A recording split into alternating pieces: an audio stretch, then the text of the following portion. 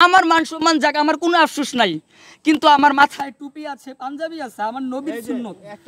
সে বুখারী শরীফের যদি এক পৃষ্ঠা এবারত মানে জবরদস্ত সারা যদি বুঝাই দিতে পারে আমার হুজুর রে, তাহলে হচ্ছে আমার 2টা কিডনি হারে আমি দিয়ে দিব। কিন্তু আলেম না, একটা কথা বললাম, তিনি আলেম না। তিনি যদি আরবি মানে হচ্ছে যে আমাদের তাইসিরের যে পড়াটা আলিফ থেকে ইয়া পর্যন্ত মাজদার, আলিফের মাজদারগুলো যদি সে সঠিকভাবে বলতে পারে, আমি শিপন তাকে আমি 1 কোটি টাকা দিব, 1 কোটি টাকা, প্রয়োজন হলে আমি ভিক্ষা করে দিব, তবুও আমি তাকে 1 কোটি টাকা দিব।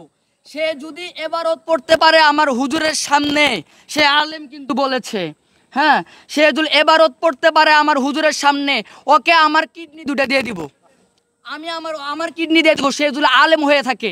আপনি কেন মাওলানা ওমর ফারুককে ব্ল্যাকমেল করলেন, এই বিষয়টা বলবেন? না সরি, আমি এই কথাটা আপনি ভালো করে বলেন।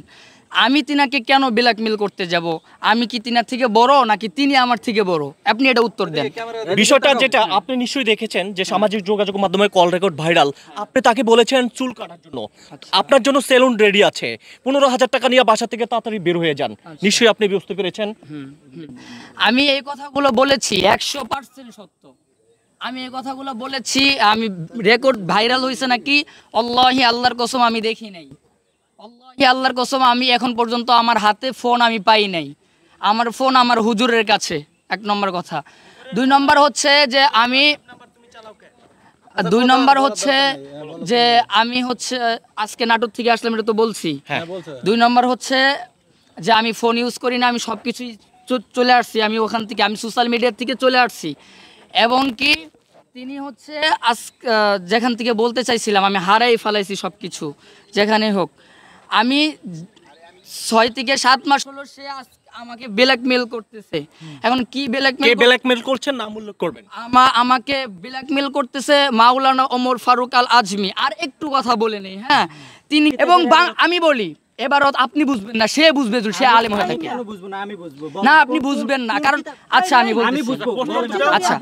আচ্ছা আমি বলতেছি এবারত হচ্ছে যে আরবি একটা ভাষা, এটা হচ্ছে আজবর। আপনি আমাকে বুঝাতে হবে না, কোন কিতাবের কিতাব নাম উল্লেখ করেন, কিতাবের নাম কেমনে বুঝামু ভাই? এই যে আপনি আমি সব বুঝি, আপনি আচ্ছা আমি বলি, সে বুখারী শরীফের যদি 1 পৃষ্ঠা এবারত মানে জবরদস্ত সারা যদি বুঝাই দিতে পারে আমার হুজুর রে, তাহলে হচ্ছে আমার 2টা কিডনি হারে আমি দিয়ে দিব। এখন ঠিক আছে? আচ্ছা, তারপরে হচ্ছে তিনি যেই মাদ্রাসা থেকে আলেম হয়েছেন, সবাই তুলে রাখেন ভালো করে, পুরাটাই ছাড়বেন, একটাও কাটছাট করবেন না। সে যেই মাদ্রাসা থেকে বুখারী শরীফ পড়েছেন, যে তাকে বুখারী সনদ দিয়েছে, সে যদি আইসা বলতে পারে আমি দিয়েছি, আমি জীবনে কারো সামনে মুখ দেখাবো না। তাহলে আপনি কেন প্রথম ইন্টারভিউতে বলছিলেন, এক সেকেন্ড দাঁড়ান, আপনি কেন বলছিলেন যে উনি মাওলানা? আপনি কেন পরিচয় করে দিচ্ছেন সাংবাদিকের সামনে? আপনি উনি মাওলানা কেন? আমি বলতেছি বললাম তো, আমি মাওলানা কেন বলেছি তাকে, আমি মাওলানা তাকে কেন বলেছি? আমি একটা কথা বলেছি, সেটা হচ্ছে 6 থেকে 7 মাস হলো আজকে সে আমাকে ব্ল্যাকমেল করতেছে। আমার জীবনে এমন কোনো কিছু নাই যে হচ্ছে সে কাইরা নিতে চায় নাই, আমার জীবনে এমন কিছু নাই। সে খুব ভালো করেই জানতো যে মাওলানা, যেটাকে মাওলানা বলে, ও হচ্ছে ওমর ফারুক। সে যদি আলেম হইতো তাহলে আমি ওরে তুই মুই করে বলতাম না, ওকে আমি তুই মুই করা পর্যন্ত ভয়েসের ভিতরে যদি আপনারা শুনে থাকেন, আমি তো ভয়েস শুনি নাই এখন পর্যন্ত, কোনটা ভাইরাল হয়েছে। আপনি তো একজন বক্তা, আপনি তাকে এভাবে অপমান করতে পারেন না। আচ্ছা, সে যদি বক্তা হয় সে আপনাদের কাছে, কিন্তু আমার কাছে না। কেন? আমি বলি আমি মেসেঞ্জার তাকে আমি তুই মুই করে বলছি, আমি আব্বা বলি, হ্যাঁ আমি আব্বা, এটা আমি সবাইকে বলি, বাবা আব্বা না, আমি সবাইকে বাবা বলি, সবাইকে আমি সবাইকে বলি, এটা সবাইকে। ওমর ফারুক আল আজমিকে কেন, কোন অ্যাঙ্গেল থেকে বাবা বলেছেন, কেন বলেছেন? ভাই কেন বলা, ভাই কেন? এটা হচ্ছে আমি না ভাই কেন, এটা কোনো প্রশ্ন না, আমি সবাইকে বলি। আপনি যদি বিশ্বাস না করেন, আমার যারা ছাত্র ভাই আছে তাদেরকেও জিজ্ঞেস করলে আমি তাদেরকেও বাবা বলি, এবং কি আমার হুজুরের যে ছেলে আছে তাকেও মাঝে মাঝে আমি বাবা বলে ফেলাই, কারণ এটা আমার হয়ে গেছে, বুঝবেন? আচ্ছা, আপনি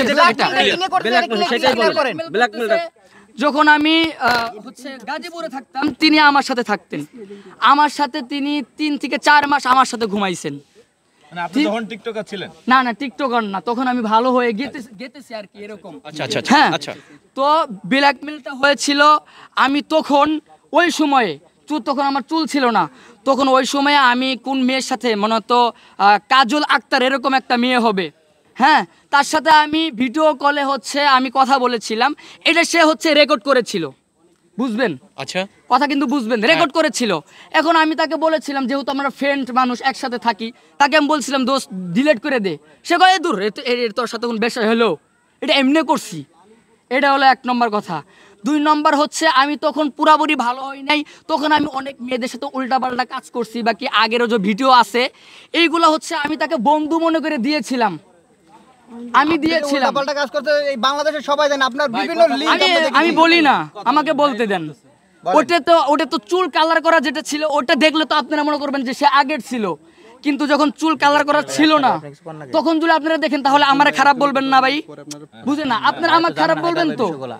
তো তিনি আমাকে ওই ভিডিওগুলো নিয়ে আমাকে প্রতিনিয়ত আমাকে হচ্ছে ব্ল্যাকমেল করতো। কে ব্ল্যাকমেল করতো? এই যে ফারুক, ওমর ওমর ফারুক ফারুক আজমি। হ্যাঁ, আজমি।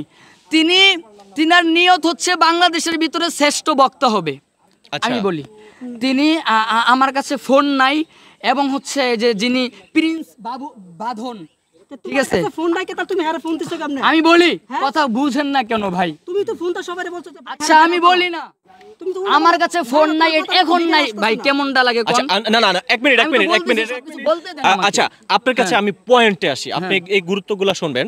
1 নম্বর হচ্ছে আপনি তাকে বলেছেন মেয়ে বিষয়, 2 নম্বর হচ্ছে আপনি তাকে বলেছেন উত্তরা হোটেলে থাকার জন্য, 3 নম্বর হচ্ছে আপনি তাকে বাবা বলেছেন, 4 নম্বর তাকে আপনি চুল কালার করার জন্য সমস্ত ব্যবস্থা করেছেন, ইভেন তাকে থাকার ব্যবস্থা করেছেন, তাকে ভাইরাল করার ব্যবস্থা করেছেন। আমি তার মানে কি উত্তর দিতেছি, তার মানে কি আমি বলি আপনি যেগুলো বলবেন নিচ্ছেন? না না, আমি প্রতিশোধ না, আল্লাহর কসম, আল্লাহি আল্লাহর কসম, আমি প্রতিশোধ নিতেছি না।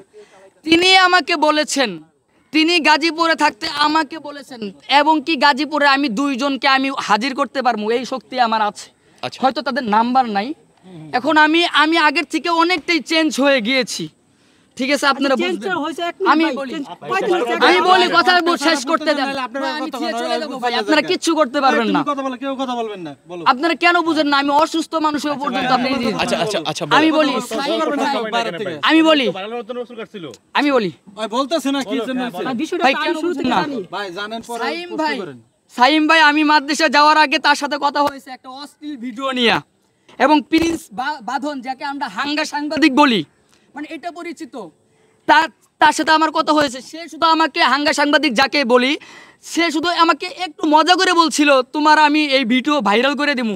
তাকে জিজ্ঞাসা করে দেখেন আমি তার কাছে কান্না করছি, আমি শিপন কেন করছি যে ভাই তুমি এটা কইরো না। তোমার ফেক কান্না ছিল, তুমি আমাকে ডাইরেক্ট হেড করছো যে আপনি খালি ভিডিওটা ছাড়েন, কমপক্ষে 50 থেকে 1 লাখ টাকা হলে আমি ভিডিও স্ট্রাইক মারুম। আচ্ছা তুমি স্ট্রাইক মারছো। আচ্ছা আচ্ছা আমি বলি, তারপরে কিন্তু আমি একটা ভয়েস দিয়েছিলাম তাকে, যে আমি পারবো না দেখে আমার সাথে এরকম করতেছেন, কারণ আমি তো স্ট্রাইক দিতে পারবো না, এটা কিন্তু বুঝবেন। তারপরে এটা দিয়েছি, আমার কাছে প্রমাণ আছে, ঠিক আছে, এটা প্লিজ বাদন ভাইয়া যে বললেন তার কাছেও আছে।